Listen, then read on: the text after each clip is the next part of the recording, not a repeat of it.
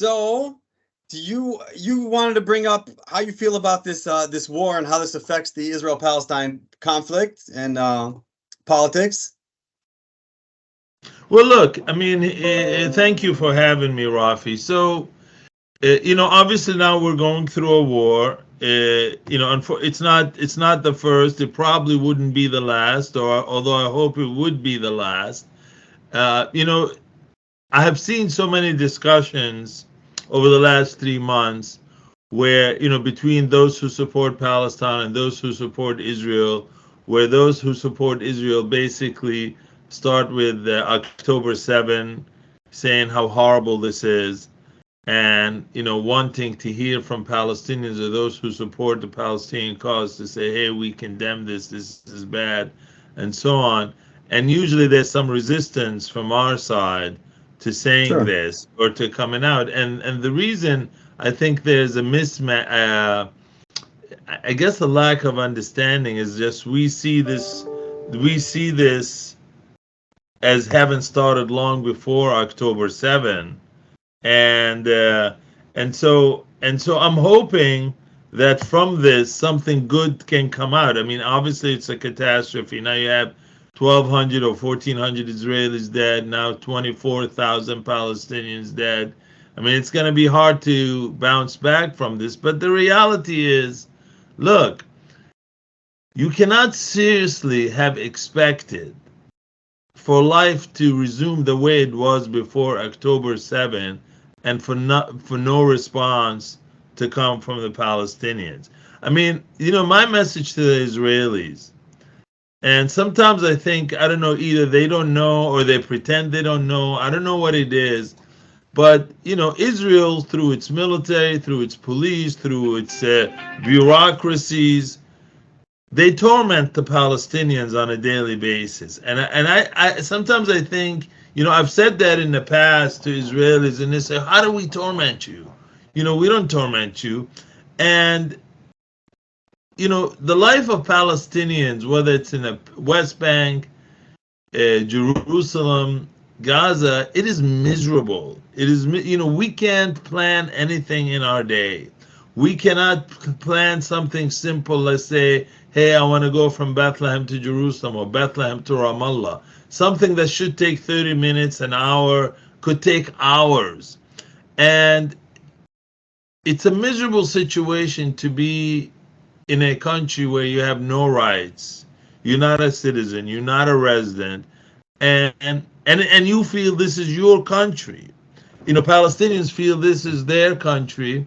And so, and I think Israelis or Jews, have just gotten comfortable, thinking, okay, we can keep the status quo the way it is, not find a solution for these people, thinking we can go around and maybe make peace with their neighbors, Saudi Arabia, UAE, Oman, Bahrain, whatever it may be, and just kind of by making peace with those other countries, that somehow this will put pressure on the Palestinians to accept whatever crumbs we'll give them. And my message to many Jews is that if you really want peace, it will not come through the Arabs. I assure you, it will not come through the Arabs. The way for long-term peace will only come through the Palestinians. It's not going to come through the Saudis. It's not going to come through the Emiratis. At the end of the day, the Saudis, the Emiratis, they entered into at least peace talks. They entered into peace talks for strategic reasons, and not a genuine type of situation. In the end, they don't care about us. We are the ones who have to live.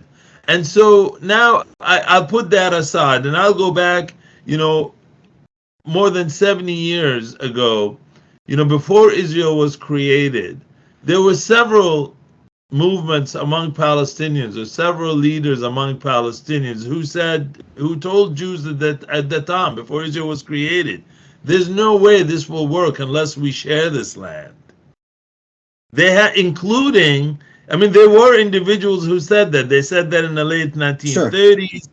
They said that in the early 1940s. And one person you'd be surprised that even suggested this before he completely went the other way, someone that's reviled in Israel, is Amin Husseini. Before he completely, joined German and all that stuff, he at one point said, look, if you really want to work this out, it has to be one country. It has to be one state. We have to live together as equals. The early Zionists, based on everything I read, didn't want that.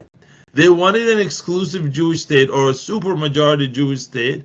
And maybe it's understandable why they thought they needed that.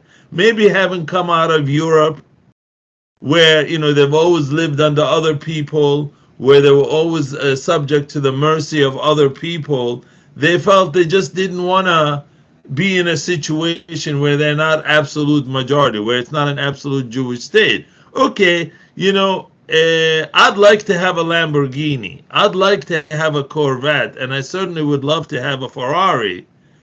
But I can't. I have to think of my kids, right? We can't always have what we want. I may like to have Palestine with only Palestinians, but I realize that's not practical. So what is the next best thing? What is the next best thing for me as a Palestinian who believes I am native to this land, who believes I am native to the land of Israel-Palestine? What would really cause me to accept Jews, Yehuda, Rafi, as the true neighbor and finally settle our dispute once and for all? I tell you what it wouldn't be. It wouldn't be a two-state solution. It wouldn't be, even if they gave us the entire West Bank or Gaza, I can assure you I would not be satisfied. Because to us, Palestine is not the West Bank and Gaza. Palestine includes all of Israel. So this is not a bad term. You shouldn't look at this as something negative. This is actually just informative. I'm not saying that when I tell you I am attached to every square inch of the land known as Palestine and Israel, I'm just telling you how I feel. I'm not telling you I want to exclude you. I'm telling you I want the right to live anywhere I want in that land. I have super attachment to that land. To me, Jerusalem, Bethlehem, Nazareth, Khalil or Hebron, these are all Haifa, Jaffa, even Tel Aviv that we know as Tel Rabia. We have strong attachments to it. When I go to Jaffa or Tel Aviv, I don't feel like I'm going to some foreign city. I feel like I'm going to Palestine. So again, I don't say that to scare you or to make you think that I want to exclude you. To the contrary, I genuinely would love to be in a state where my co-country people or my fellow country people are Jews or Israelis, where we actually live together and work toward making this place a better place. So, I'm giving you a general explanation of what would make me satisfied. And so the question is how we do it. Now, I just explained to you that to me, I would never be satisfied until I have equal rights from the river to the sea. I know these are bad words out there, but really, that's what will truly satisfy me, for me to finally say, all right, that's it. No more wars. I'm done. So, and I also recognize, saying that just like I have attachments to every city inside Israel, I also understand that Jews have attachments to the place that's supposed to be Palestine, the West Bank, for example, even Gaza that you refer to as Gaza. I realize, Jews have attachments to Al-Khalil or Hebron. I realize you have even attachments to Bethlehem. Isn't that where King David was born? That's correct. That's the story. And so so the point is, all these places are important to us. In Bethlehem, before they put the walls, that's where Rachel's tomb is. Yeah. That's where Rachel is buried. Every square inch of this land has something really important. There's a town right next to Beit Lahem. It is called Al Khadr, for example. I don't know if you know it, but Al Khadr, right next to Bethlehem. So that's actually named after a prophet. The Christians know him as Saint George. Muslims know him as Al Khadr, and based on our tradition, we believe he was a companion of Prophet Moses for a while. So every place in this area is holy, all right, and we have attachments to it. So now the question: if I'm telling you that the only way I will accept coexistence with you is if we have equal rights, if we have equal rights from the river to the sea, and if we share this land, the question is, how do we do this? How do we do this where we both feel safe? Now, obviously, now we've had 70 years or more of war, and there's probably zero trust among our people. And so, obviously, the system that has to be created cannot be based on trust. It has to be based on a system that even if you don't trust each other, it still works out. To me, the obviously simple reason is we just have one state where we're all equal. But I realize, some people, Jews, even Palestinians to a lesser degree, it's important to have that state that they call either Israel or Palestine. Well, we can have all that. And this is where the idea of a federation come in. We can have the idea of two states, but not two states as in two countries. Two states may be a better way of looking at it as two provinces. Two provinces within the same country where each province basically makes its own rules. Its own rules. And the best example in the world that I've seen is the United States. We have our states. We have 50 of them in this country. Every state is a sovereign in many ways. Everything within the state, they have general police powers, meaning they can make any rule for the general welfare of the people, subject to few limitations. Limitations is, for example, the state of Texas or Virginia or New York cannot say, we don't want blacks to live here. Or men have to be superior to women, or that we choose Christianity over other religions. So there's some basic things that we cannot do, some fundamental rights that every citizen of this country must have that a state cannot violate it. And so with the exception of these fundamental rights, every state makes its own rules. So in theory, you can have your Jewish state, where you can make all the rules that apply to you. And in Palestine, we can make all the rules that apply to us that affect our daily life, but we're still one country. If a Jew wants to leave Tel Aviv and go live in Bethlehem, he will have the right to do that without any question. He'll just go pack his bag, he'll go rent a place, he'll go buy a place, and vice versa with Palestinians. And obviously the basic foundation of a state like this is that every Jew and every Palestinian anywhere in the world will have the right to move to this place if they can afford it. So we're talking about basically sharing the country. And if you want to ask yourself, if I want a law, if I want to pass a law, will something like this work or not?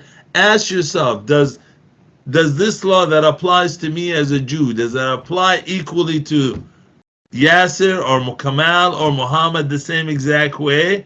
If the answer is yes, if it applies to Kamal the same exact way, then chances are it's going to work. If I'm choosing a system where, whether it's out of protection or just out of preference or advantage, I give myself extra rules or extra benefits, it's probably not going to work. And the best way is to look at your own kids. Imagine giving one to one kid that you don't give to the other, and see how the kids respond to you. They'll immediately think it's unfair. And it's the same thing in adulthood. We are two people who have suffered a lot in the last 100 years. And I think if there's anything we can take from this conflict that happened in October 7, is that no matter what you throw at the Palestinians, they're not going away. They're not gonna go away. They're very attached to this land, because this is not, Palestinians don't see themselves as just coming from this land like any other country. We have half our population, they trace their heritage to some prophet. I mean, even my own family, it's not that big of a deal in our society because, everyone is like that. But I'll give you a little history of my own family. We come from Ain Karim. The reason Ain Karim is important religiously for Muslims and Christians for that matter is because it was settled by Prophet Zechariah. Not the Prophet Zechariah of the Old Testament, Prophet Zechariah of the New Testament, who was married to Elizabeth. Elizabeth was the aunt of Mary, the mother of Jesus. So it was this. And Prophet Zechariah was the father of John the Baptist. In Arabic, among Muslims they call him Yahya, Prophet Yahya. Among Christians they call him John the Baptist. So they are the ones who settled in Ain Karim. And everyone from this town, just to give you an idea, everyone from this town who lived there before Salah ad-Din or before Saladin is necessarily a descendant of Prophet Zechariah. And my own family, even though we're Muslims, our family's name, we actually trace our heritage, our ancestry to Prophet Zechariah. It's been passed down from family to family. You can still see our family name written on a church, when we were Christian, in the 3rd century. There's a church called St. Nicholas. It's in Jerusalem, the old city. My family name is on there. So you're talking about my family. And so the reason I'm sharing this story with you is it's not just me who feels this way. There are a lot of Palestinians who feel this way. A lot of the people who live in Hebrew, in Khalil or in Hebron, the reason they're very passionate, they tend to be more religious than others. Many of those people think they're descendants of Prophet Abraham. Many of the people in Hebron think they are descendants of Prophet Abraham, because Prophet Abraham was buried in Hebron. He lived in Hebron for a little while. So again, the point is, you got the town, as I mentioned, Al-Khadr near Bethlehem. People who lived there historically believe they're descendants of that prophet. So we're very attached to this place in a way most people don't understand. We're not going to give it up. There is no circumstance, there is no weapon, there is no gun that will get us to give up our attachment. What happened to us, what ended up happening, is we're proof of Darwin's theory of evolution, in the sense that all the ones who were weak, who couldn't handle the fighting, left, like my family, for example. And the ones that remained were the ones who could bear the pain more. And so you ended up with a lot more aggressive Palestinians than historically the norm. And I'll leave off with this. I do believe the answer is a one-state solution. We have to be one country and that we share. Whether it's a unitary one state or a federation, it doesn't matter to me. But that's the only question we should be asking ourselves, is the form of government. Not talk about the two-state solution, which really no one wants. So I look at it, both sides constantly blame each other. Why didn't the Oslo Accords work? Palestinians blame it on Israelis. Israelis blame it on Palestinians. I actually think this is a situation where it's not the fault of either one of them. They just couldn't separate. Separating or dividing the country was a difficult pill to swallow for both of them. Because Jews are attached to the West Bank, Palestinians are attached to Israel. It was a very difficult thing, and it's actually, we should thank God that it didn't work, because if we were to have separated, I think it would have been a short to medium run solution. It wouldn't have been a long-term solution. And here's how I'll finally end, and I'll shut up for at least 2 minutes. Look, among Palestinians, we have a history long before it became popular among Europeans and Westerners to accept to live with other ethnicities. It was part of our DNA. Among the people who live in Palestine, we have Armenians, we have Greeks, we had Russians, we had Georgians, we have almost every ethnicity, we had Assyrians, but today they're all known as Palestinians. And there's a reason how this came about. Long before it became popular, and it really came from Islam, actually, because during Prophet Muhammad's time, he changed the definition of what it means to be an Arab. And he said that anyone who speaks Arabic is an Arab. And that's it. He basically was anti, racial identities or ethnic identities. He tried to push the idea that this is no good.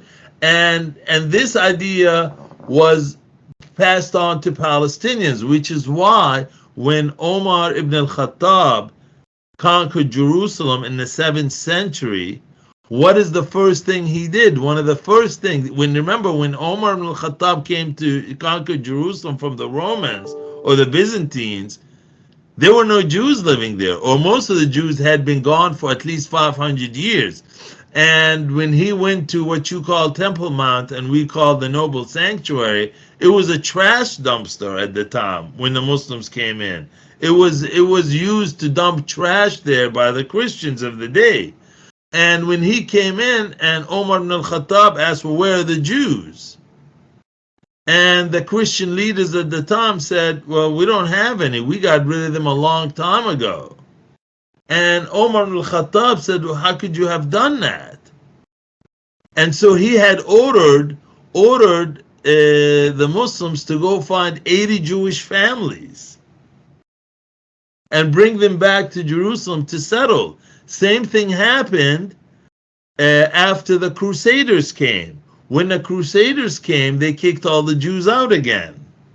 And then Saladin came and conquered Jerusalem. What did he do? One of the first things, he brought all the Jews back. And so we have a long history of actually recognizing that Jews have attachments to this land, that they have rights in this land. Now, you got to put aside the rhetoric that you hear from people fighting when we say, oh, no, you're not legitimate, you're whatever that word is, Khazars or whatever. That's all people just fighting and angry and want to hurt each other.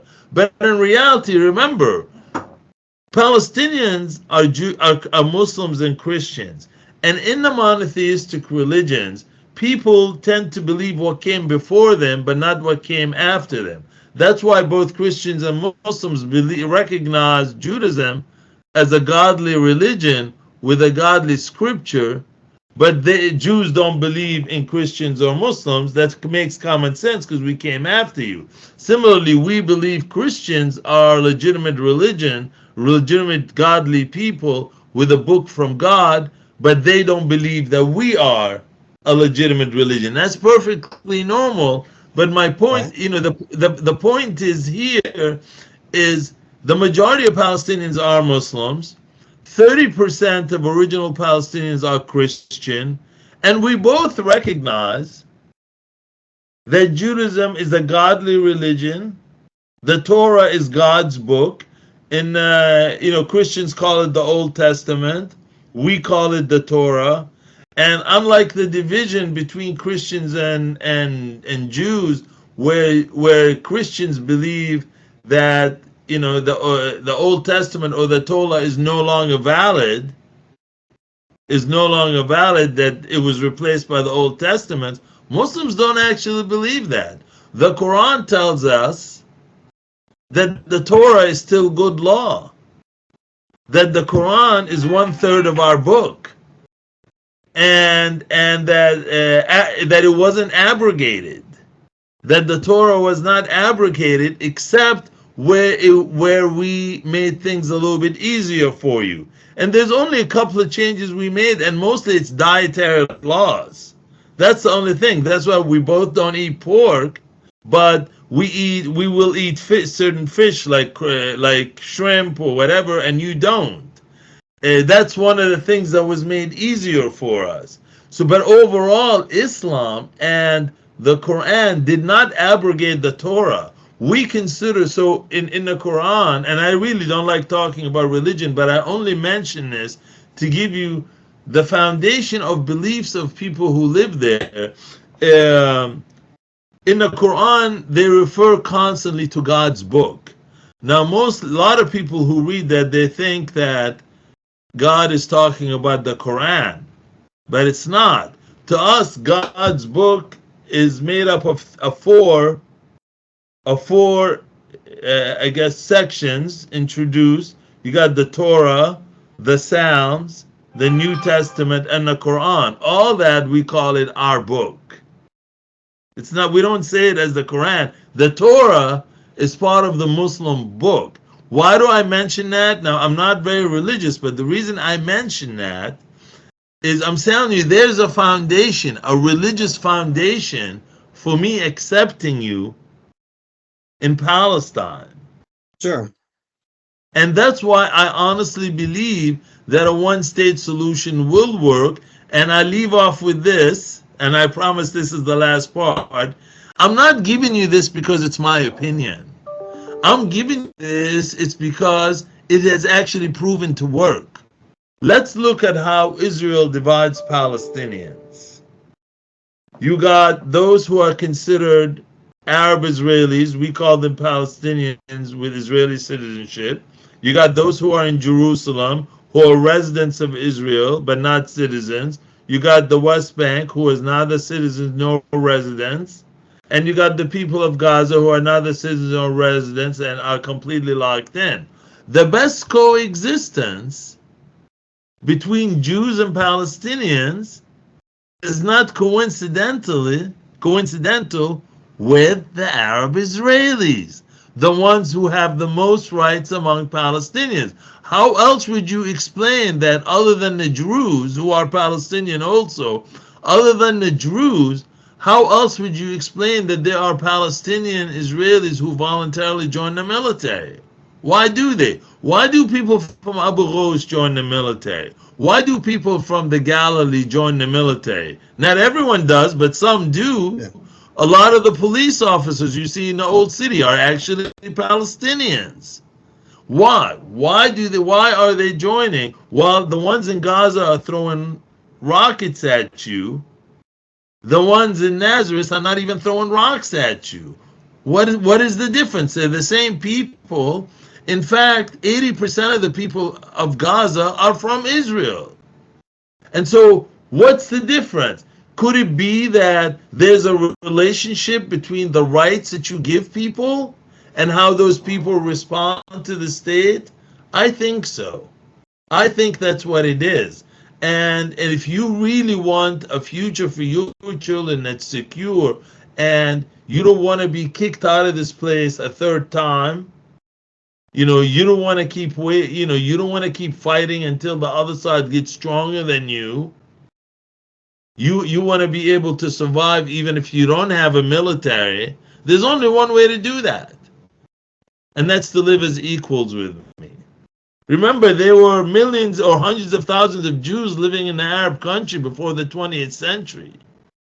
They didn't leave or were kicked out until the problem started between Israel and the Palestinians.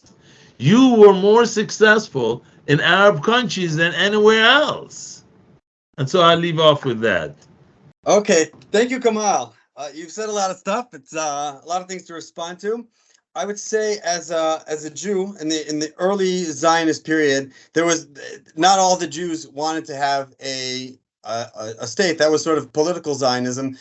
There was a variety of movements. One of the movements was called cultural Zionism, that wanted to create, rebuild the Jewish cultural center in Palestine, and also, cooperate with Jewish cultural institutions abroad, and, basically try to preserve Jewish culture in the face of threats and assimilation.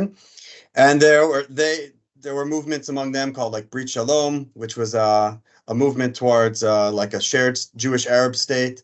And there was a early political party called Ichud, which was like Ittihad, which is like to form a union with the Palestinians. So there have been movements towards by Israelis and by Jews this time towards living with equality.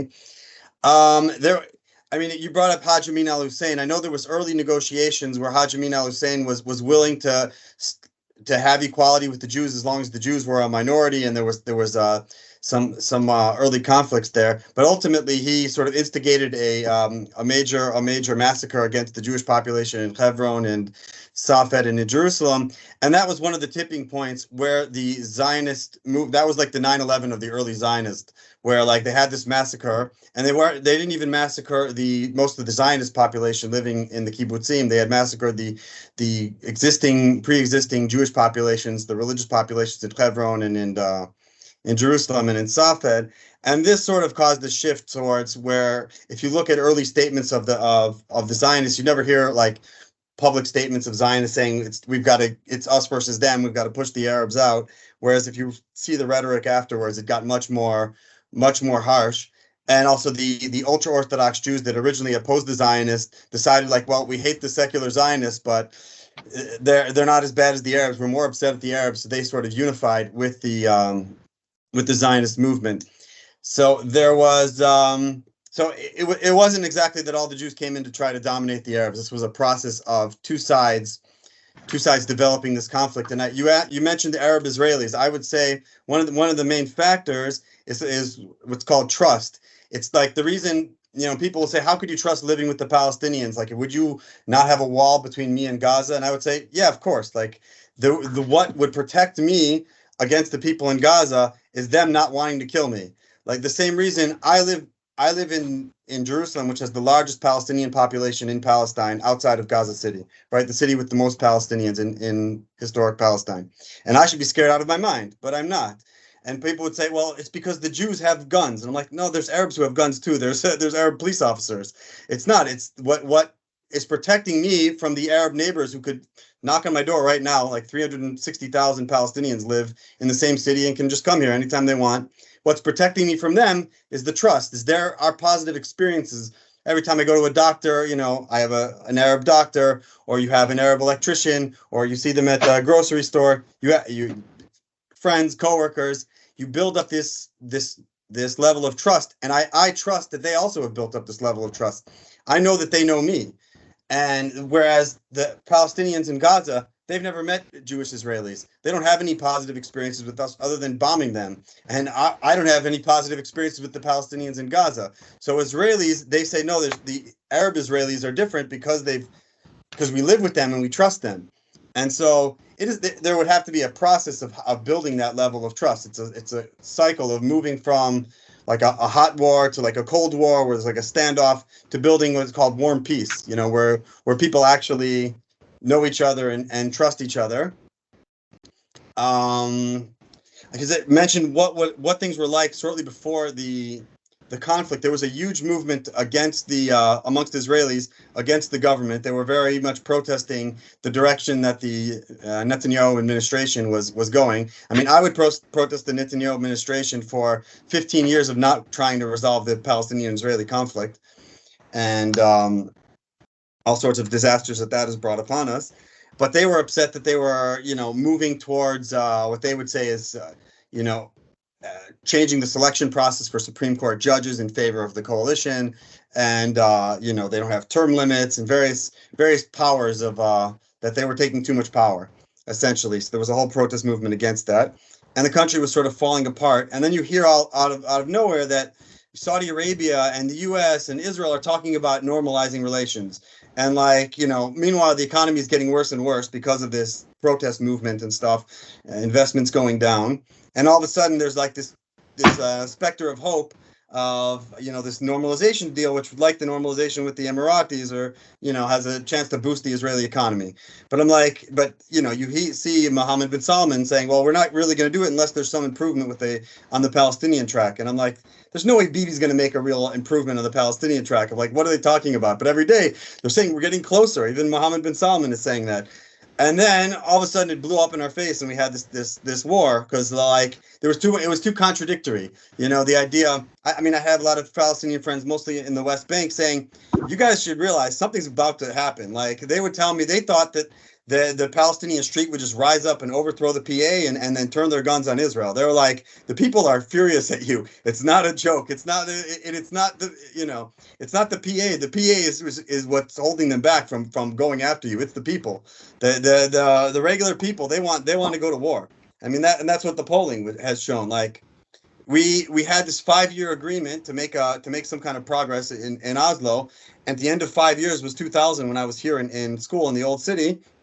And then it blew up in our faces, and there was the Intifada, the second Intifada, with buses blowing up everywhere, because it just never materialized. And since then, nothing. We've had no progress. So me, obviously, I agree with you. I'm in favor of some kind of federal solution, a confederation. I think more, but I think you need to get moving towards trust and towards a peaceful solution.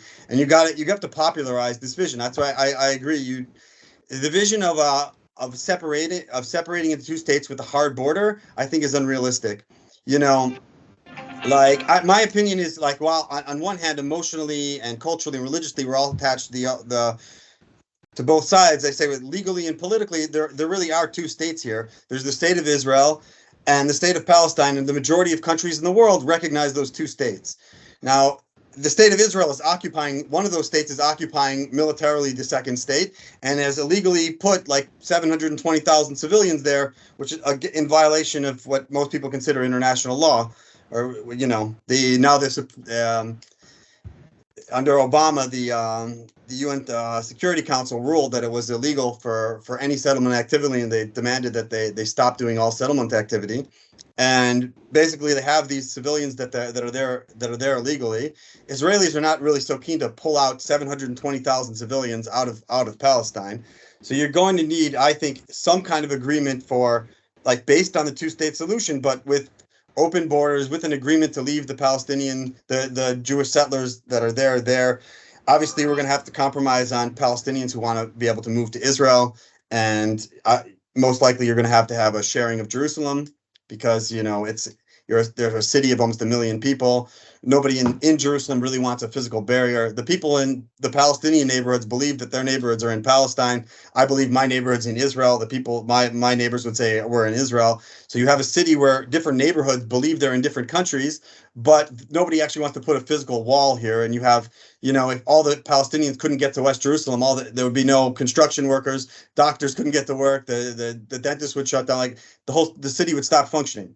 So you can't like physically separate the two populations here. Anyways, I'm about to go to a grocery store. All the clerks in the grocery store are Palestinian. What am I going to do? The store will be closed if all the Palestinians can't go to work. So, so you're going to need probably to share Jerusalem. You have to figure out some agreement on the old city area. I would say consider it like a shared neutral area. And then, so all these stages, in my vision of a union, I think of it's more of like a confederation, like the early United States, where you'd have these states that I'd have an Israeli passport, and a Palestinian would have a Palestinian passport, and we would have like a shared union citizenship that would entitle me to move to the other state. And then over time, as people got more comfortable, you could reduce to a single citizenship, sort of like it would become like a full-fledged federation, sort of like the early United States started as a confederation. Each state had their own sort of military, and they had a lot more autonomy, and the confederal government was very limited. And then over time, more and more powers were transferred, and it became like, and as trust was built in the federal institutions, you created the Federation of the United States of America. So that's sort of how I see the process. I appreciate that, and that gives me some optimism listening to that. I mean, if you noticed, you were referring to details. You said that's kind of like what you have in mind, Kamal, even though I didn't mention it here, and I purposely didn't mention it. You were referring to what I have written down that you have read, I purposely didn't talk as much detail as I usually do. Uh, um, I wouldn't argue details with you because I think, to me, anyone who has a general idea of a shared future is in the right direction. I don't presume that Rafi and Kamal can come up with a solution for everyone else. I mean, we're presenting the idea, hey, we want to Yeah, live together. We want to live together. And the details obviously would have to be bigger than Kamal and Rafi, right? There'd have to be a sure. lot more people that agree on that. I do want to clarify a couple of things, and I know you didn't mean it otherwise, but you mentioned Christians a couple of times. It's really important, for you to understand that we as Palestinians, we don't really separate between Muslims and Christians. I mean, we really Sure. see each other as one people in every way. And not just those who speak Arabic, including Armenians, Assyrians, Russians, Greeks. Once they've settled, that's it. Once they've laid ground, we see them as Palestinians. They will always be Palestinians to us. And this is just part of our tradition. Now, obviously, in the 20th and 21st century, things may Mhm. have deviated from that principle, but still, to me, the way I was raised, the way I see myself, our Christian population are like the jewels in our crown, and I see them there just as much as Palestinians. And I know you didn't mean otherwise, but I just want to clarify it Oh, for sure. my Christian brothers and sisters who may have been listening to this. And look, your system is good. It's obviously well thought out. I'd prefer a little bit more simpler solution. I think, like, in terms of actual borders of the state, I don't envision physical borders. I do see administrative borders, like kind of like in the United States. When you go from, let's say, New Jersey to New York, there's no actual physical Yeah, no, border I where agree. but you do see I the don't agree. I song. don't. Yeah, yeah. I said we have no checkpoints. There's a Yeah, sign yeah, that says yeah, yeah. "Welcome to Israel," I know. and the I'm other side of agreeing the with you. sign I'm is agreeing "Welcome to with you. Palestine."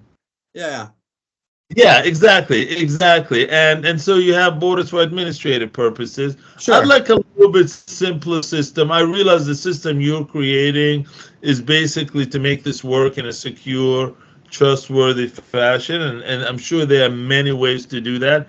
I kind of look, in the past, I said, you know what, we can have our two states or two provinces, probably more accurate. We can use as a default position the 1967 line, and we can change it if we want to.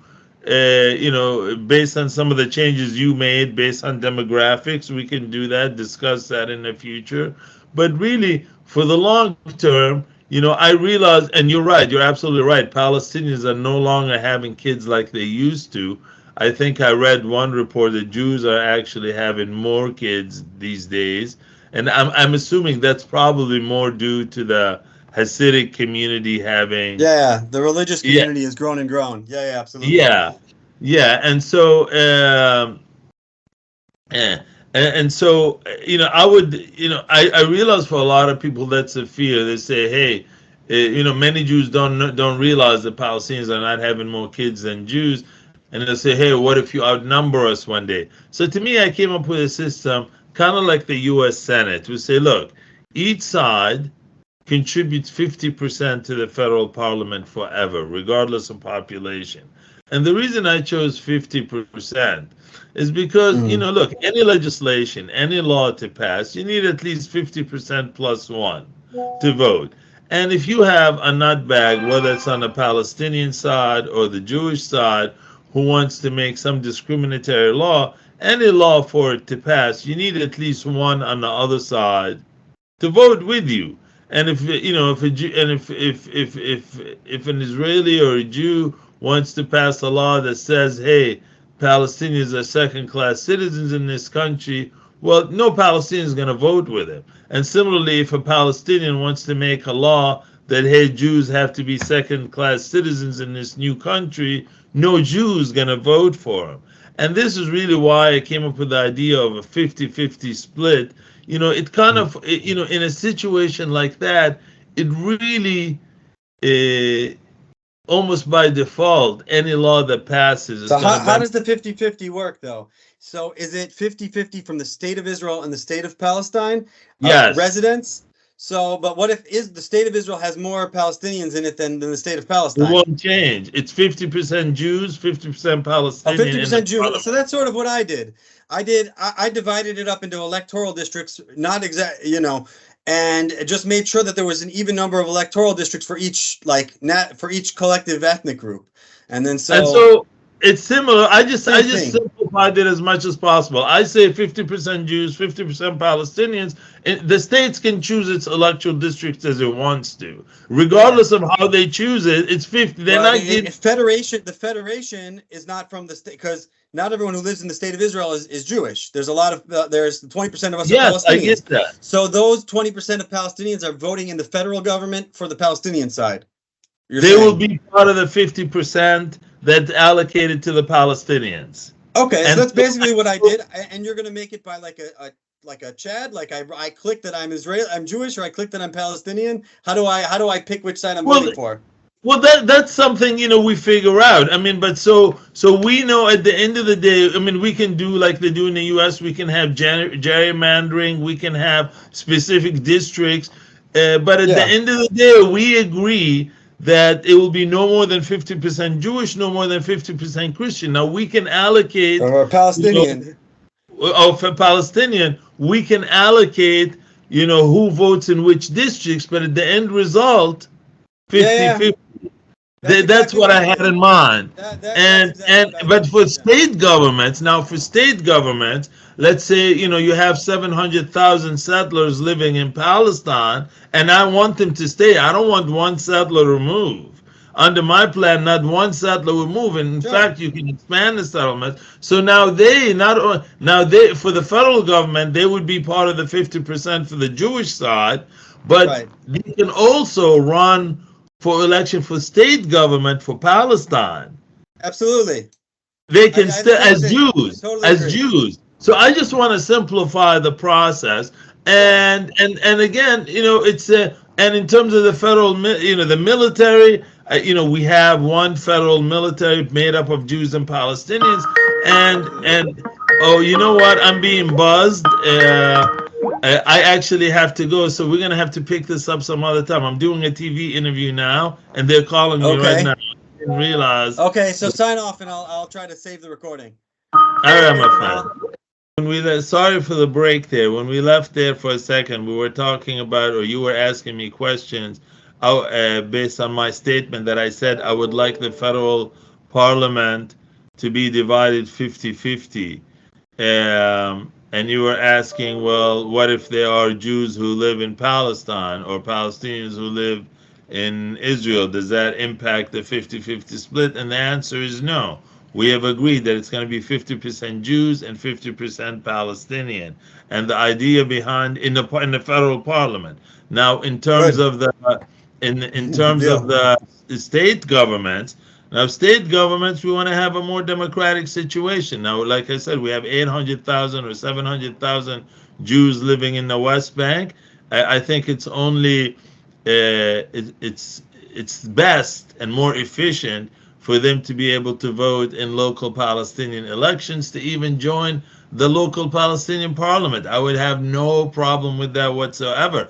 I wouldn't want to, even if I was given the choice of having a 100% Palestinian province or a 100% Jewish province. I think that's kind of productive for the long term. We have to get used to living together as country people, as people of the same country. And so it's essential for me in the beginning that Jews, the Palestinians in Israel, they remain in Israel. The Jews in Palestine, they remain in Palestine. And similar goes with municipal elections. Municipalities, whoever lives in the municipality is part of the municipality, votes in the municipality. And just to make life as easy as possible, let's say, for example, we can take, like, say, settlements like Har Homa, for example, which was originally, Bethlehem land and now became part of Jerusalem. It's a Jewish settlement. Or let's say Ma'ali Adumim, those will become their own municipalities, right? We want to give people as much of what they want as possible, to feel as comfortable as possible, to rule themselves as much as possible without interference from a wider state. If Jews want to live together in a city, where they can do what Jews do, that's perfectly fine. But at the end of the day, we live as one country. We're one people at the end of the day, the way I see it, and that's how I want it. And I just, if there are other questions, and in terms of the military, I really think we would have one military. And I think also in the long term, we wouldn't have the same need for the military. Although I think I would want us to have a strong, united military. But I really believe that if you were to make peace with us, if we were to finally say, hey, this is it, we're satisfied, we're happy, you won't have problems with Iran. I'm absolutely convinced of it. You won't have problems with Syria, with anybody. It's over. They don't want problems. They want to move on. I mean, all the countries in the region, like Jordan or Syria, they realize that what has held them back economically, for example, was this conflict. I mean, Jordan is one of the biggest victims of it. Every time the economy starts going up, something happens and they go back to zero. Just right before this conflict began, they had unprecedented increases in tourism revenues, more than they've ever had before. The economy was finally beginning to go up after COVID and really brought them down. And right after this war happened, again, they were back to zero again. So they're impacted by this conflict in a way they don't want to. They're tired of it. They don't want to spend money on militaries. I mean, they talk about it all the time. You may not hear it, but they do, and we hear it among themselves. I have no doubt in my mind that the minute you make genuine peace with us, the head rabbi will be having dinner with Ayatollah Khamenei in Iran. And I think that's really best for you in the long term. I mean, even though you're much stronger than us at this point, Israelis are, I wouldn't want to be in the Israeli position. I really wouldn't. Because what kind of existence is that your basic for survival is to have a strong military and keep fighting all the time? What kind of existence is that? I mean, I don't know how old you are. I'm assuming you're in your 30s or 40s. 42. 42. Yeah. All your life, you've had ups and downs regarding the Palestinian-Israeli conflict. It's not going away. Everything you tried. You're alive too, my friend. Exactly.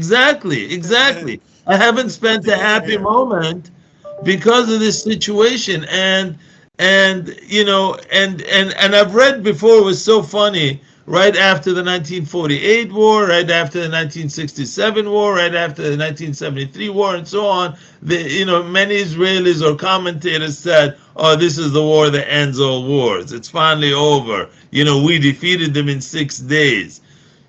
It didn't even last 1 year. Then you had a war of attrition with Egypt immediately after 1967. I mean, if Israelis don't see that no matter what they do to the Palestinians, this is not going to go away, I don't know what it would take to show you this. And I've heard Jews say, yes, we can handle this. We can withstand this level of attrition for a long time. Well, I wouldn't want that existence. As bad as I have it as a Palestinian, I would not want to be on the other side, because that's not a life I would want. It's not, because for us, I have zero now. I know it could only get better if I keep fighting, but I don't want to fight. That's the whole thing. I don't want to fight. I just want a normal life. I want to be able to have breakfast in Jerusalem and lunch in Amman. Just get in my car and go over there, and I can be there in a half an hour or an hour. I want that kind of, normal existence. Yeah, I'd want to be able to get in a plane and go to Baghdad and go visit my wife's family. And come back, go do a roots tour and come back here, and that'd be very nice. Yeah. Exactly, exactly. I mean, what is so your basis for really remaining as strong as you are is really still based primarily on the United States. But I mean, can you really guarantee that support No, forever? no, it's going to go bad. Israel, especially if you look at the younger generation of Americans, especially on the Democrat side, the pressure is going to go up and up and up on Israel. I think at some point they're going to be threatening Israel with sanctions over our building in the West Bank. They're going to say you got to stop. I don't care right now. No building, zero, or we're gonna or something bad's going to happen. We're going to start threatening you with like they did to South Africa. I don't think they're going to Exactly. force Israel and Palestine to become one country because there's no real like mechanism to do that, but they could say like you can't build at all like they did with Obama, but like permanently, like you have to negotiate from now, no building until it's done. And then Israel would be like, oh we got to do something about this, but it'll take a while for it to get there. But I You know, think there that was a poll. I don't know if you saw it. There was a poll that was recently done, and I think I posted it, where they did it between Americans between 20 to I think I 30. quoted that. I just wrote an article in Times of Israel. It was so long I had to rate it in two parts. So the second part had that I quoted that poll and I took a picture of it from I think it was the Washington Journal or something. I mean, it's really Yeah. changing in the U.S. now. Not everyone sees it because it's generational. Still, you have the people in their 40s and above. They haven't really changed. They're still pro-Israel, Right. maybe 80%. But you're talking about this new generation. It's completely different. I see it. I see it in the way they refer to me, the way they see me. I mean, they'll come to me as if I'm a rock star, and I'm serious. And I think if I was Israeli, I would want to make peace with the Palestinians while I am strong, before I have pressure on Absolutely. me. Because if you wait until someone has, like the U.S. has a gun to your head or threatening you with sanctions, you may not get as good of a deal as you can today. Absolutely. But also, I don't want to see. I don't want to go through sanctions. I have a business here. I want the economy to go well. I, as far as I'm concerned, I think Israel. The one friend I need is the Palestinians. Israel. We also need the United States. I need two friends. I need Israel and the I need the United States and Palestinians. Everyone else, I don't care. You want to be my friend? You don't want to be a friend? I'll be fine. But if we don't make friends with the Palestinians, it doesn't matter how many friends I have. I'm gonna have problems And it's forever. the And same with us. I mean, our lives have become so intertwined, more intertwined than we are admitting to. I mean, look at now. The economy of the West Bank is devastated. Now the Palestinian Authority is actually afraid that there may be an uprising against the Palestinian Authority because Israel's not allowing any of the employees to go to their jobs. And you're talking about over so in 200. Israel, it's a nightmare, and nothing's getting done here. We have no road construction. Though our country's falling apart because we don't have any workers. It's a big You mess. you you read that story? I mean, so I think Abbas told the U.S. I see it government, in "Look, huh? I see it in No, the reality. We had so much construction over the year before this war, and now nothing. They were redoing all the roads in Jerusalem, and now there's like everything's sort of frozen. At least a lot of but the Palestinian workers. you kind of also do this to yourself. So, for example, Israel knows. I don't know if you saw this. It's kind of funny. So Netanyahu knows that it's really dangerous to keep 200,000 Palestinians away from their jobs because it's devastating the Palestinian economy and it's devastating the Palestinian Authority. So what did he do? Rather than tell them, okay, come back to your jobs, he went to the UAE, asked them, hey, why don't you pay these people stipends? And did you read about that? And Yeah, and you had like no. yeah, no, why don't you ask Ukraine to pay for that? They said. And it was a joke. And actually Netanyahu wants them to go back to work. Even the defense, the minister of defense want them. It's Mordich who said, if you let them back in, I'll leave the government, which means the government will fall. I mean, so this Yeah, is a the far joke. right is threatening them, and then Bibi's in trouble. That we have a fragile situation with our government. It's part of the problem, definitely, and that's why how we got here. At least a large part of it, because And I wonder they if didn't really they want to negotiate, and and he didn't want to leave power. Bibi just keeps wanting to stay, and we don't have term limits here. So what if you have elections tomorrow? Do you think there will be a shift, or it will still For go sure, no, hardcore? Bibi would go away. Forget Bibi, He, but it's not about Bibi. It's about whether it's the far right or you have a moderate no, there's government. no far. I mean, there's no far left. They're not even the go. A centrist coalition would Right. show up. You would have the mainstream. You'd have Benny Gantz, who wants to negotiate a deal with the Palestinians. I mean, I saw, which is good. Like that's taking us in the right direction. Obviously, we want to push our vision and stuff, which we got to do. I think this is a good time to start talking about this idea, because that's how we get out of this situation of the war. I'd like to have a ceasefire, but like, if I go back to Hamas, building up weapons to go back to war with me, what have I gained? I'm just in a cycle of violence. And we need a vision of a way out of this, where we have a future where we stop waiting for each other to build up a big enough military to go to war every time. Like that's not a future I want.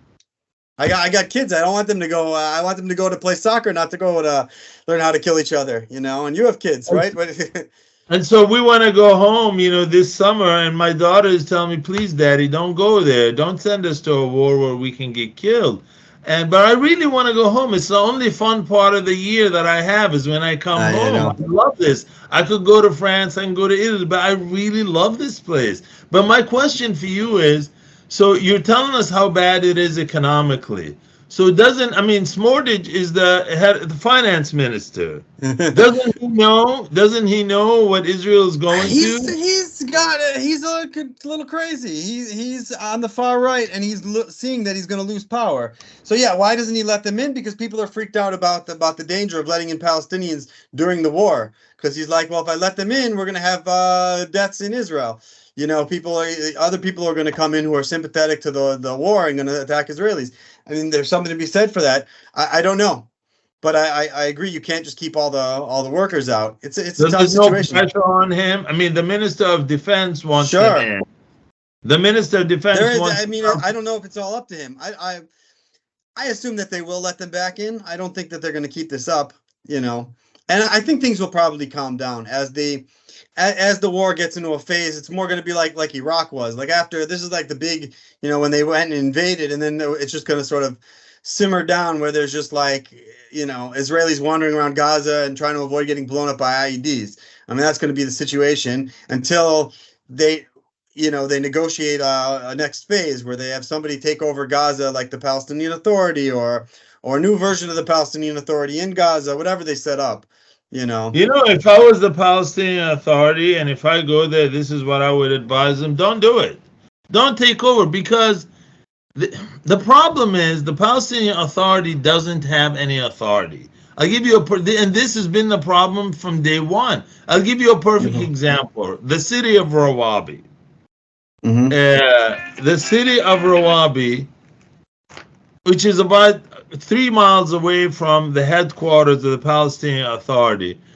They've been begging for a road, to widen the road to go in the city now since they first opened. They don't even have authority to do that. When they were established as a city, they wanted water. They couldn't even do that. President Obama had to interfere. So what I'm saying is, unless the Palestinian Authority has actual authority to make people's lives better, to improve their economy, why the hell should they go in and take it? I mean, at the end of the day, people need jobs, people need to live, and if there's no trade, if there's no economy, everyone's going to blame them, just like they're being blamed now. And but if they don't take over, maybe they need new elections. They need a new version. But what good is it if we have elections? It's not about, even if we get the perfect president, what difference does it make if we don't have any authority? We don't have any jurisdiction. Right. No, Israel needs to be pressured to make a deal with the Palestinians, and they have both pressure from multiple directions. They have pressure from the United States to do this. They have the situation in Gaza that they want to hand off to the Palestinian authorities. They have motivation to try to work with the PA to get this problem off their back. The Saudis, they really want to make a deal with the Saudis to be part of like the new economy in the Middle East. And so they have like a carrot, they have a stick, and the there is momentum to try to work something out with the Palestinian Authority, they're going to want to see some improvement at the PA, specifically in the issue of what's called pay for slay, where they were like giving money I'm towards. familiar with it.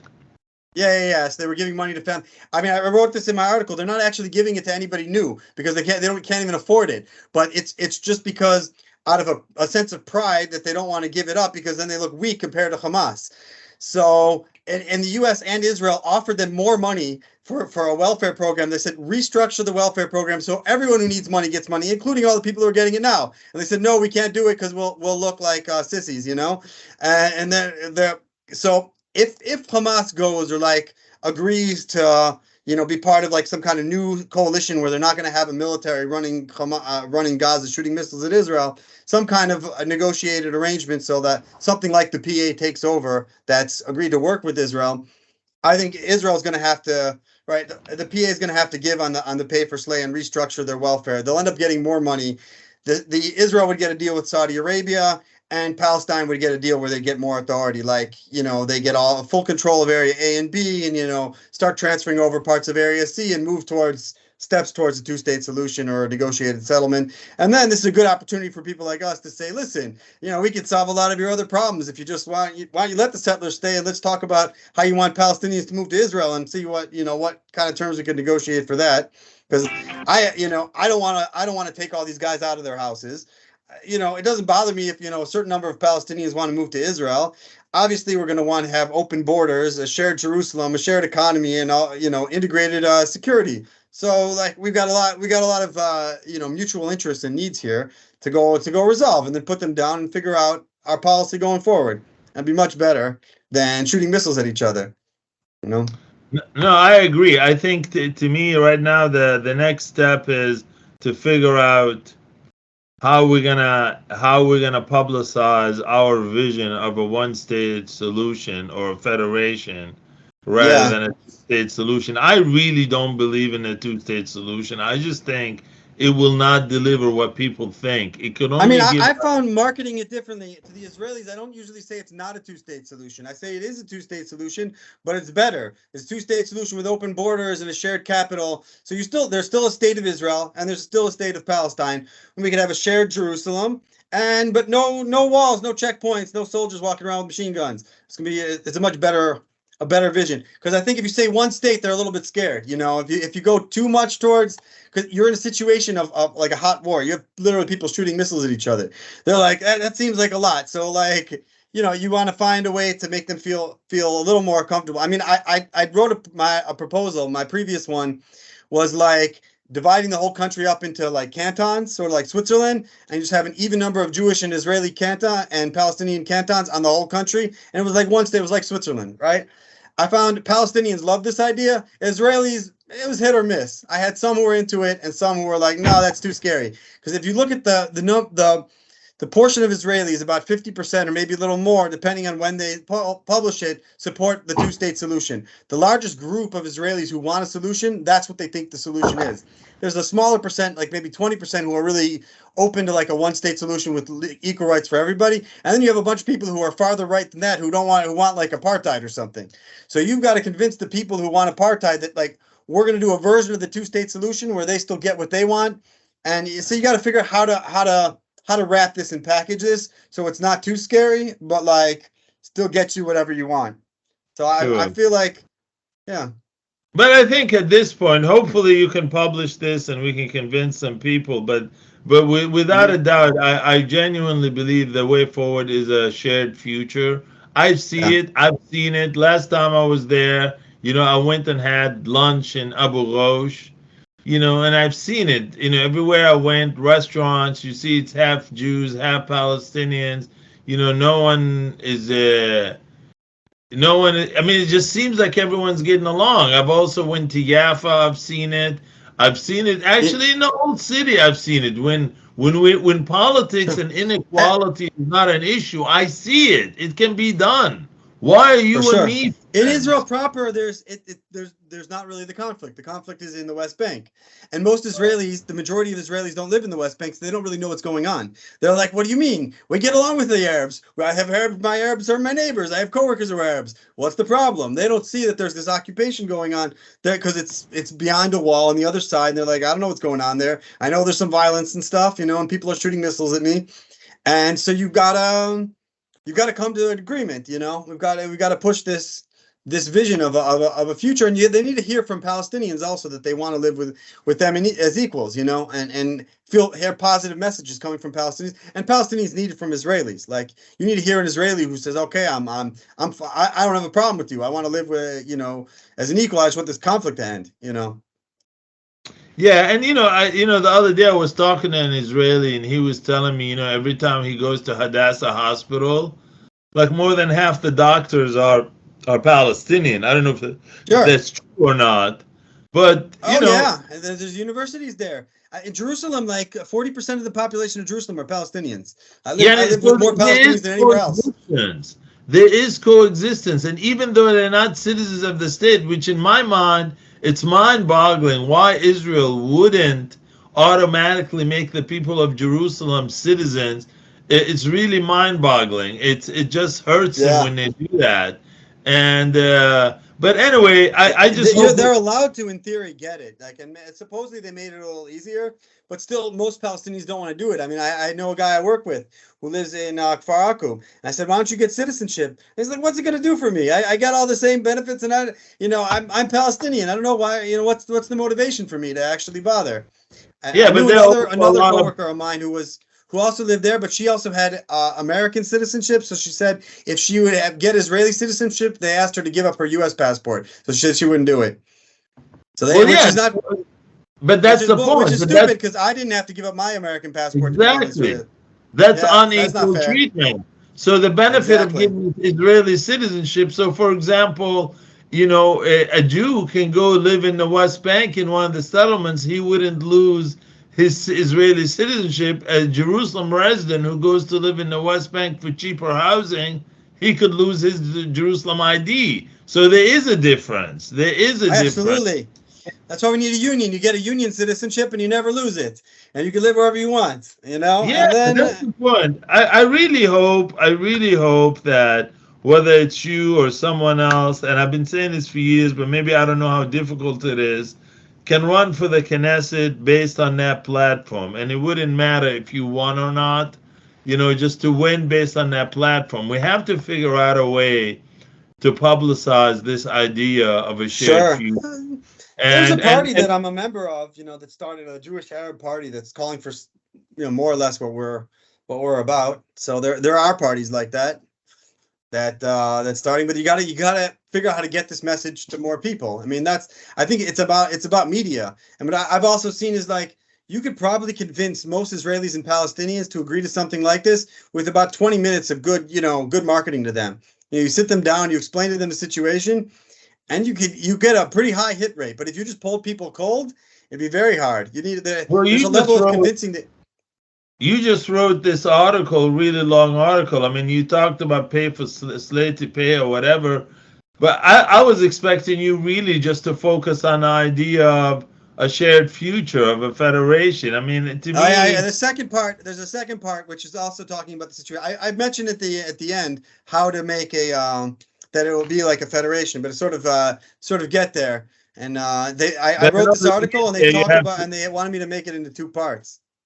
Yeah, but in order to get there, you have to read the manifesto. I'm saying that should have been your focus, because that's really our main goal. I mean, the pay for slave things, I just don't see it as that significant. But and we don't. We're gonna see part 2, but I'm gonna try to start writing more and more. Or maybe we can write a 1-page article. I mean, to me, I'm a strong believer of being concise. You should get a column there. You could go. I'll help you. Open up a column in Times of Israel. You can start writing. Why do you do that? And then you just register. Write up. Sign up and stuff. Write who you are and a little bio. And if they agree, they probably would. Why not? Well, show me how to do that. Show me how to do that. Yeah, for sure. Gershon Baskin writes there. A lot of people. That would be awesome. Okay, so I got to get back to work to make some money. So we'll talk, my friend. Let's stay in touch. Sounds good, man. Good luck making money, and hopefully we'll make some peace too. Take care. Take care. Bye. Take care. Thank you.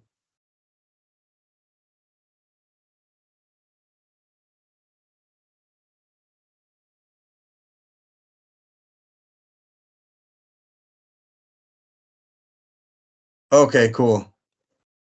Yeah.